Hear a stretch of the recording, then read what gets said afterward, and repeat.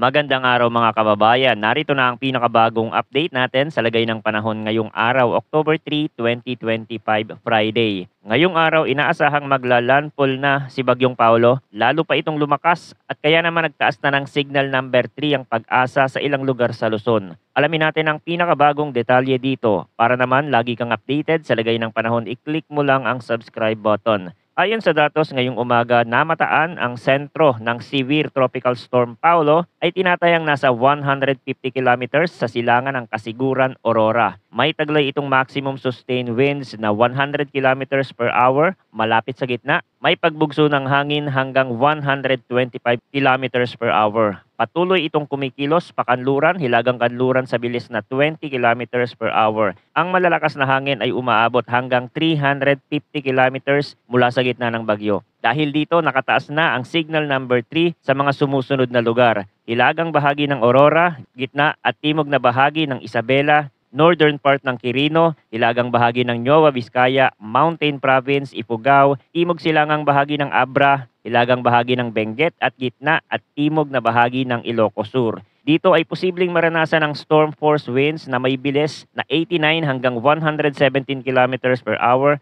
Ang epekto nito ay moderate hanggang significant threat sa buhay at ari-arian, kaya dapat maghanda ang mga residente sa posibleng pinsala mula sa malalakas na hangin at ulan. Samantala, nakataas naman ang signal number 2 sa gitna at timog na bahagi ng mainland Cagayan, natitirang bahagi ng Isabela, Quirino at Nueva Vizcaya, gitnang bahagi ng Aurora, hilagang bahagi ng Nueva Ecija, gitna at timog na bahagi ng Apayao, Kalinga, natitirang bahagi ng Abra, Benguet, gitna at timog na bahagi ng Ilocos Norte, natitirang bahagi ng Ilocos Sur, La Union at northern part ng Pangasinan. Ang mga lugar na ito ay makakaranas ng gale force winds na may bilis na 62 hanggang 88 kilometers per hour na maaaring magdulot ng pinsala sa mga estruktura at kabuhayan. Nakataas din ang signal number 1 sa mas malawak na bahagi ng Luzon, kabilang ang buong mainland Cagayan at Babuyan Island. Natitirang bahagi ng Aurora, hilagang bahagi ng Quezon, Catanduanes, natitirang bahagi ng Apayao at Ilocos Norte, natitirang bahagi ng Pangasinan, Nueva Ecija, hilagang bahagi ng Bulacan, Tarlac, hilagang silangang bahagi ng Pampanga at hilagang bahagi ng Zambales. Sa mga lugar na ito, posibleng maranasan ng malalakas na hangin nasa 39 hanggang 61 kilometers per hour. Ayon naman sa latest heavy rainfall outlook ng Pag-asa ngayong araw, inaasahang